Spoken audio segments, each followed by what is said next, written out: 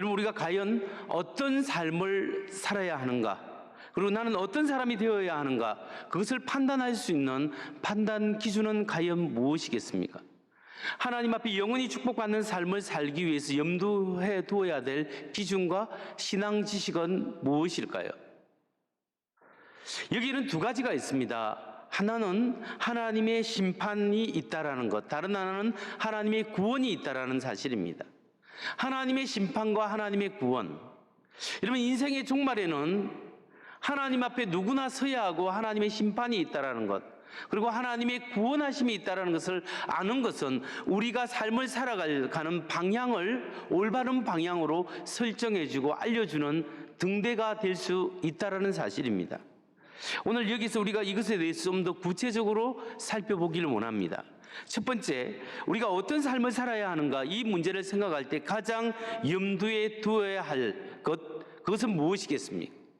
이 세상에 하나님의 심판이 있다라는 사실입니다.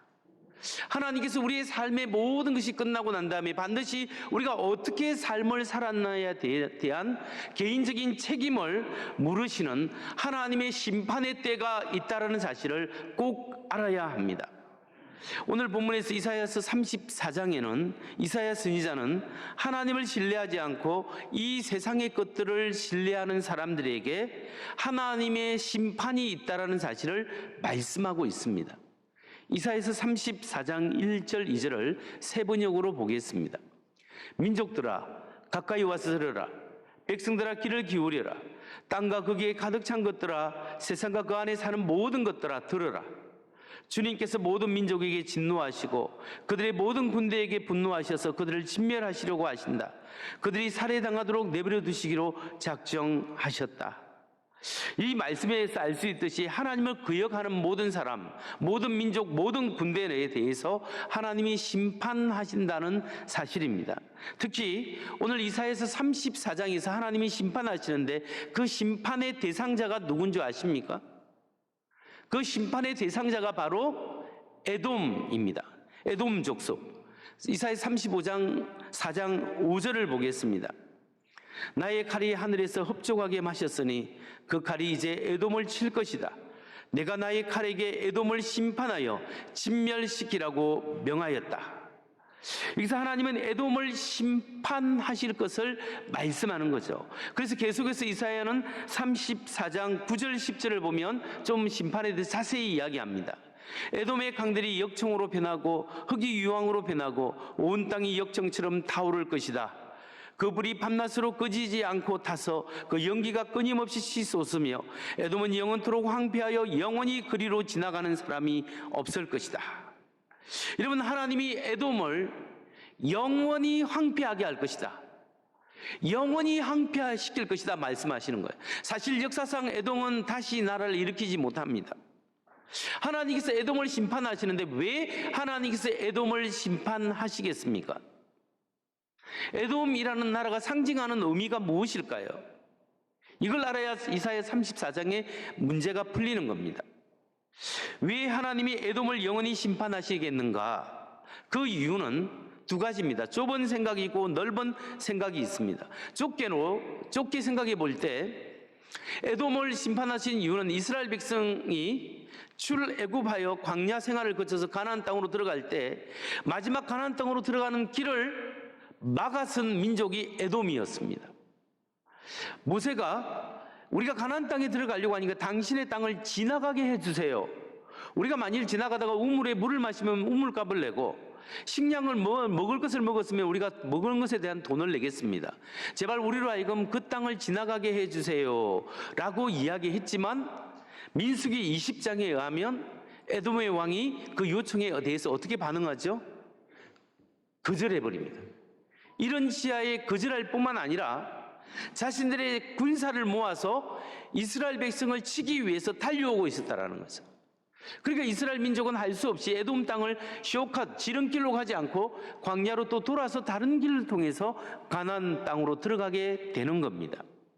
바로 그랬기 때문에 하나님이 그들에게 심판하시는 거죠. 근데 에돔이 이렇게 이스라엘 민족에게 박대해서는 안 되는 겁니다.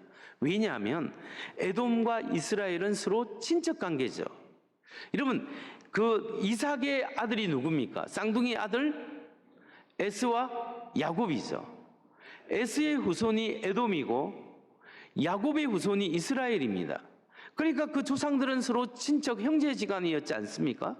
그러니까 서로가 서로를 좀 잘 봐줘야 되는데 봐주지 않고 이스라엘이 그 가나안 땅에 들어가려고 하는데 그걸 막아버리는 거죠.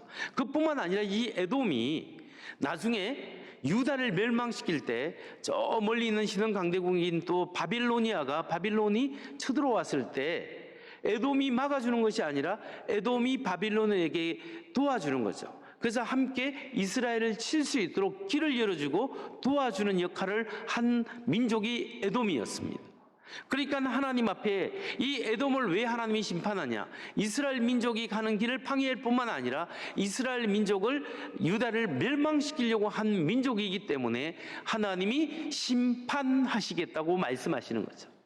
근데 이것을 좀 더 넓은 의미에서 보면 이사야서 34장에 나오는 에돔은 누구일까요?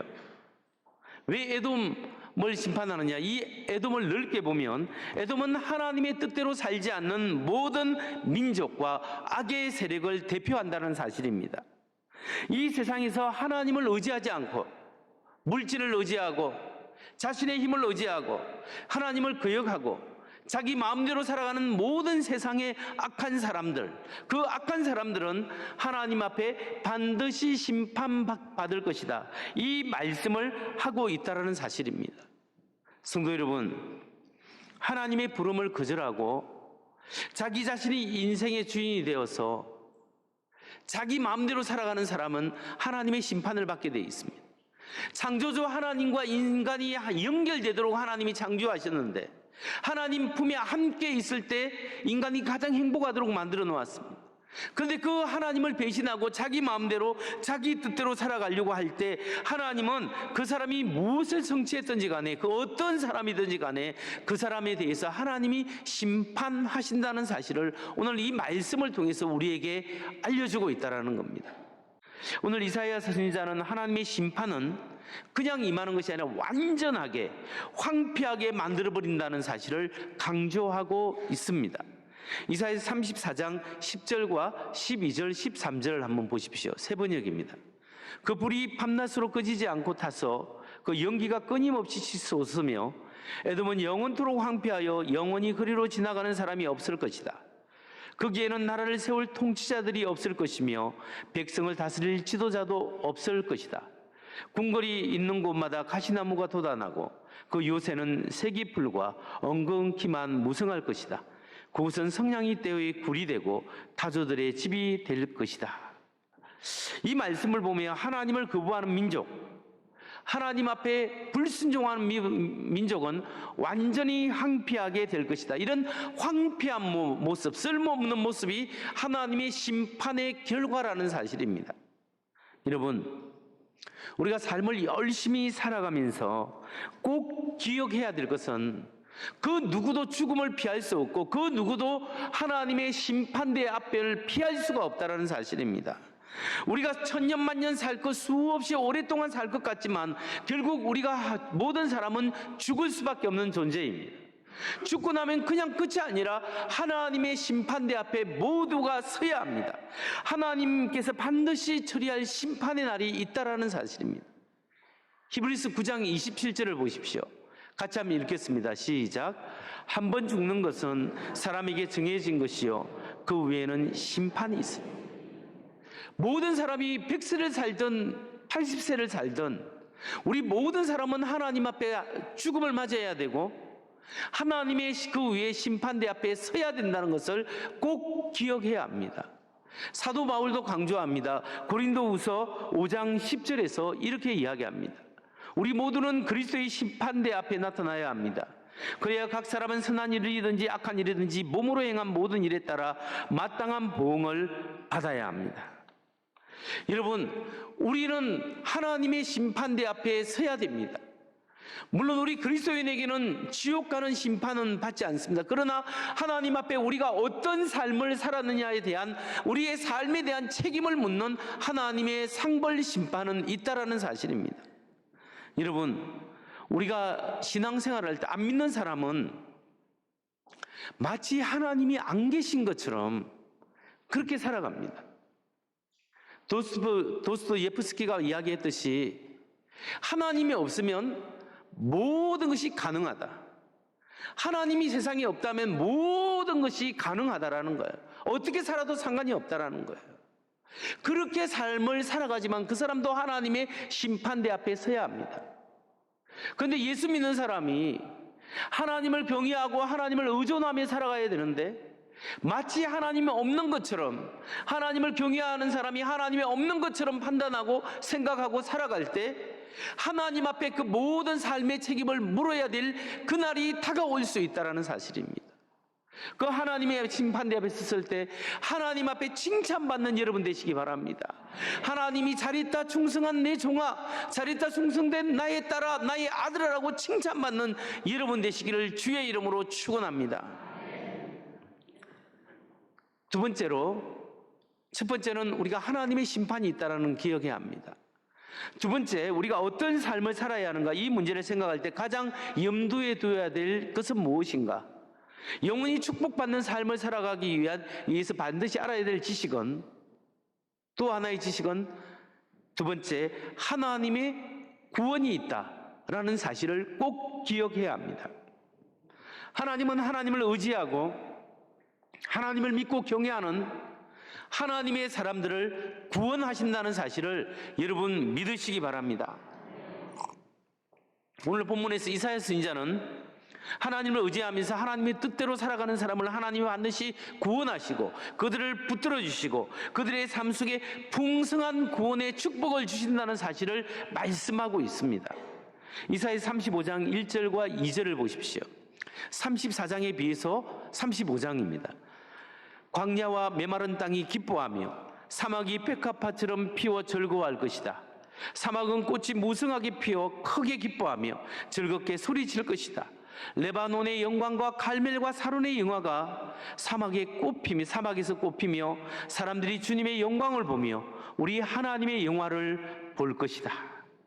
이 말씀에 의하면 하나님을 의지하는 사람, 하나님을 신뢰하는 사람에게는 사막에 꽃이 피고 아무것도 없는 황무한 그런 땅이 꽃동산으로 변화될 것이다. 그래서 하나님의 기쁨으로 하나님의 구원의 기쁨에 동참하게 될 것을 말씀하고 있습니다. 지금까지 수많은 민족이 하나님을 거절했을 때 하나님은 그들을 심판하시고 항폐하게 만들지만 하나님을 의지하고 하나님을 사랑하는 사람들에게 하나님이 구원하시고 하나님께서 은혜를 베푸신다는 사실을 여러분 믿으시기 바랍니다. 하나님이 구원하십니다.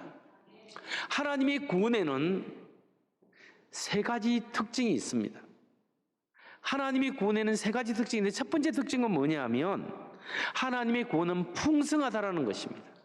하나님의 구원은 뭐 쫀쫀하거나 조금 기쁘거나 하나님이 영원히 그냥 사는 것이 그냥 그렇게 살아가는 것이 아니라 하나님이 우리를 구원해서 영생을 주시고 하나님 은혜 가운데 사는 삶은 풍성한 만족과 축복이 있다라는 사실을 성경은 계속해서 강조합니다.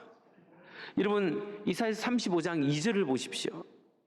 사막은 꽃이 무성하게 피어 크게 기뻐하며 즐겁게 소리칠 것이다. 레바논의 영광과 갈멜과 사론의 영화가 사막에서 꽃피며 사람들이 주님의 영광을 보며 우리 하나님의 영화를 볼 것이다.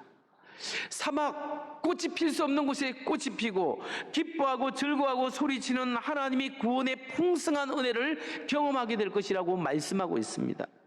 여러분 우리 하나님이 우리에게 베푸시는 은혜는 우리 하나님을 믿는 백성들에게 주실 그 풍성한 구원의 축복은 그냥 대충 좋고 그냥 그냥 그렇게 살아가는 것이 아니라 최고로 좋고 최고로 풍성하고 너무나 하나님의 그 은혜가 항홀하고 기쁘다는 사실입니다. 여러분 그냥 영원히 살면 지루한 것이 아니에요. 여러분 일본에 가보셨습니까? 일본에 가는 사람은 저 위쪽을 간 것과 남쪽으로 간 사람이 또 다르다고 마을마다 좀 다르다고 그래요. 미국을 여행해도 서부를 여행하는 것과 동부를 여행하는 것이 완전히 다릅니다. 이 유럽도 동유럽으로 가는 것과 서유럽으로 가는 것이 다릅니다. 여러분, 같은 장소도 몇 번 가냐, 누구하고 가냐 따라 다르고, 또 이곳 가고 저곳 가고 장소에 따라 다르듯이 하나님의 무궁한 지혜를 가진 하나님께서 하나님의 구원에 참여한 하나님의 백성을 날마다 새롭고 매일매일 순간순간마다 새로운 은혜와 새로운 축복으로 구원의 감격 속에 살아갈 수 있는 하나님의 은혜와 영광이 우리에게 주어진다는 것을 믿으시기 바랍니다. 우리에게 주어진 이 하나님의 은혜는 이 구원은 너무나 풍성하다는 것을 우리가 꼭 기억하고 그 나라를 사모하는 여러분 되시기를 주의 이름으로 축원합니다. 두 번째 구원의 특징, 첫 번째는 너무나 풍성하다. 두 번째 구원받은 사람의 구원의 특징은 뭐냐면 하나님의 구원을 기대하는 사람들은 서로를 격려하는 것이 필요하다라는 특징이 있습니다. 하나님의 구원의 은혜를 받은 사람은 나 혼자 축복받고 나 혼자 기뻐하고 아니라 서로가 서로를 기뻐하고 서로가 서로를 격려하고 서로가 서로를 구원의 기쁨을 나누는 특징이 있다라는 사실입니다.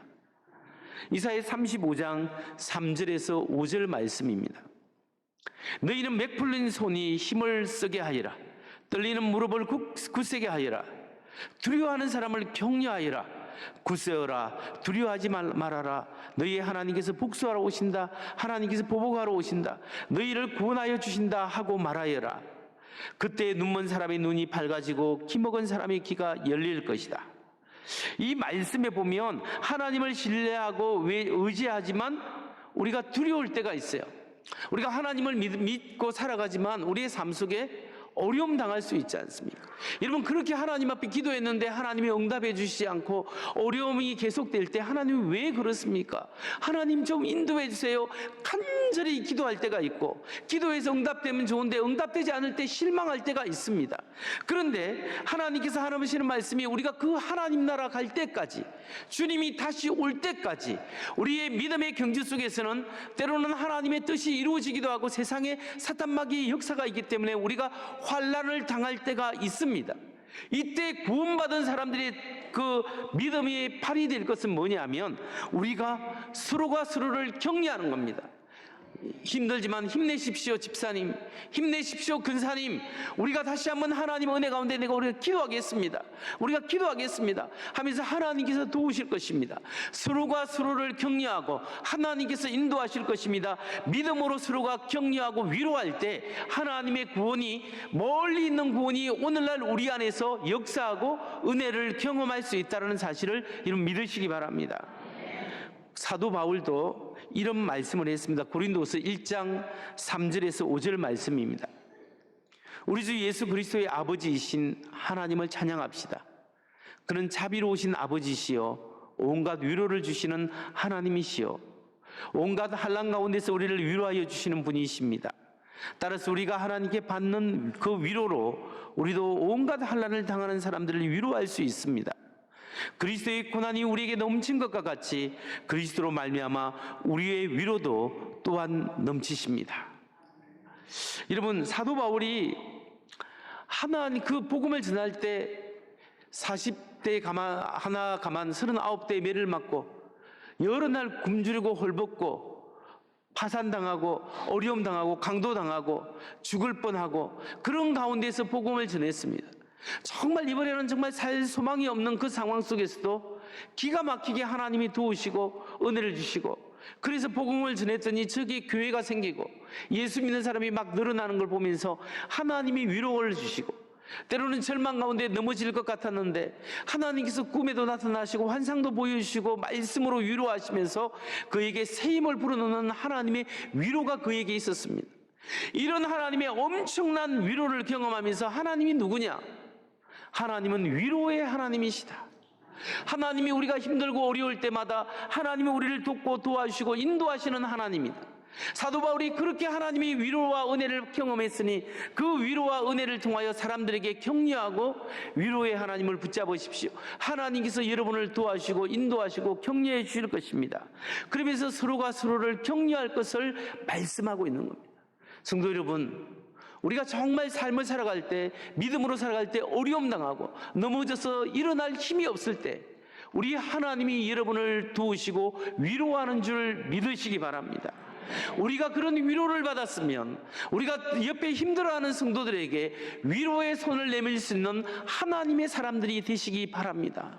여러분, 믿음이 좋다라는 것이 무엇입니까? 믿음이 좋은 사람, 믿음이 성장했다는 것이 무엇일까요? 방언을 잘해서 하나님 앞에 열정적으로 기도할 수도 있을 것입니다. 하나님의 말씀을 많이 알아서 하나님의 말씀을 잘 가르칠 수도 있을 것입니다. 그런데 우리가 신앙이 성장하고 믿음이 좋다는 것은 우리의 신앙의 인격이 자라난다는 거예요. 우리의 신앙의 인격이 자라난다는 것은 나의 눈이 나에게만 고정되어 있는 것이 아니라 나에게 고정되어 있는 눈을 하나님을 바라볼 수 있고, 하나님을 바라보는 눈이 내 이웃의 고통과 아픔에 함께하는 것으로 보여지는 것이 신앙의 성숙입니다. 그렇기 때문에 교회의 직분이 오래되고 직분이 생기고 신앙의 연륜이 높아지면 높아질수록 우리가 내 중심으로 이기적으로 다른 사람을 판단하고 비판하고 가슴에 화살을 박는 사람이 아니라 하나님께서 나를 나같이 연약한 사람을 이렇게 십자가의 은혜로 용서해 주다는 그 사랑을 의지해서 사랑하고 용서하고 위로하고 격려하는 것이 신앙의 깊은 사람이 하는 삶이라는 사실을 여러분 믿으시기 바랍니다. 여러분, 우리 가운데 이런 위로와 격려와 이렇게 하나님 앞에서 서로 격려하는 그런 신앙 공동체가 되기를 주의 이름으로 축원합니다. 구원의 세 번째 특징이 있습니다. 그것은 하나님의 풍성한 구원의 은혜를 오늘 우리의 삶 속에서 미리 맛볼 수 있다라는 사실입니다. 여러분, 구원은 하나님의 구원은 시작되었지만 그 완성은 예수님이 다시 오실 때입니다. 우리가 하나님 앞에 가거나 하나님의 나라가 완성될 때 구원이 완성됩니다. 그래서 영원한 하나님의 기쁨과 즐거움에 우리가 동참하게 될 것이에요. 그 구원의 기쁨은 풍성하고 그건 엄청난 하나님의 은혜 가운데 우리가 살게 될 것입니다. 그러나 그 하나님의 풍성한 은혜를 우리가 구원의 기쁨을 오늘 우리가 이 땅을 살아가면서 미리 당겨서 맛을 볼 수 있는 그것이 있다라는 거예요. 여러분, 이사야서 35장 9절에서 10절 말씀을 먼저 보겠습니다. 거기에는 사자가 없고 사나운 짐승도 그리로 지나지 않을 것이다. 그 길에는 그런 짐승이 없을 것이다. 오직 구원받은 사람만이 그 길을 따라 고향으로 갈 것이다. 주님께 속량받은 사람들이 예루살렘으로 돌아올 것이다. 그들이 기뻐 노래하며 시온에 이를 것이다. 기쁨이 그들에게 영원히 머물고 즐거움과 기쁨이 넘칠 것이니 슬픔과 단식이 사라질 것이다. 이사야의 예언이 언제 이루어지냐 하면 200년, 250년 지났을 때 이루어지는 거예요. 유대 민족이 바빌론에서 망해서 70년간 포로로 붙잡혀갔습니다. 포로 생활했을 때 아무런 낙이 없었어요. 그러나 그 포로에서 붙잡혀 있다가 70년 후에 해방이 되었는데 이사야가 미리 그것을 설명하고 이야기해 주는 거예요. 그래서 예루살렘으로 돌아올 때 그들의 기쁨과 그 감격이 엄청났습니다. 그 하나님의 이사야가 말한 그것은 미래에 이루어질 것이지만 결국은 이루어졌습니다. 여러분, 이것처럼 하나님의 구원은 우리의 미래에 반드시 이루어지고 하나님의 구원의 완성은 이루어질 것입니다. 그러나 구원의 완성을 우리가 미리 맛보고 미리 당겨서 오늘 오늘 우리의 삶 속에 하나님의 기쁨과 은혜를 경험할 수 있는 방법이 있습니다. 그것이 무엇이겠습니까? 하나님의 구원의 기쁨을 미리 맛볼 수 있는 방법은 하나님의 말씀에 대한 순종입니다. 우리가 매일매일 하나님의 말씀에 순종함으로써 하나님이 우리에게 주시는 구원의 기쁨을 우리가 확장시켜 나간다는 사실입니다. 순종은 하나님의 축복을 미리 당겨받는 방법이라는 사실입니다.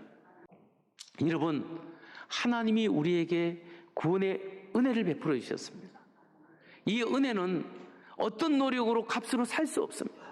그냥 주신 선물이에요. 그냥 주신 선물, 나 같은 죄인을 살려주신 그 하나님의 은혜, 그 하나님의 축복을 온전히 받아야 되는데, 온전히 받는 것은 은혜의 통이 좀 넓어져야 돼요. 여러분, 은혜를 받는 그릇이 넓어져야 돼요.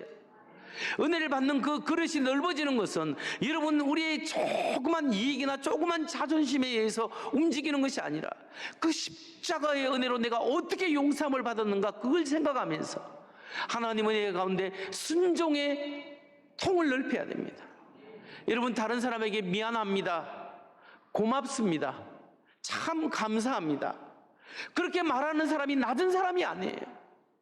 정말 하나님 앞에 신앙이 된 사람은 남의 작은 친절에도 고맙습니다, 감사합니다, 당신 덕분입니다. 이게 은혜 가운데서 그냥 이렇게 홀로 나올 수 있도록 하나님 앞에 자기 마음을 자꾸 연습해야 하는 거예요. 여러분 하나님의 말씀에 순종함으로써 하나님의 놀라운 은혜와 구원의 축복을 경험하는 우리 모두가 되기를 주의 이름으로 축원합니다.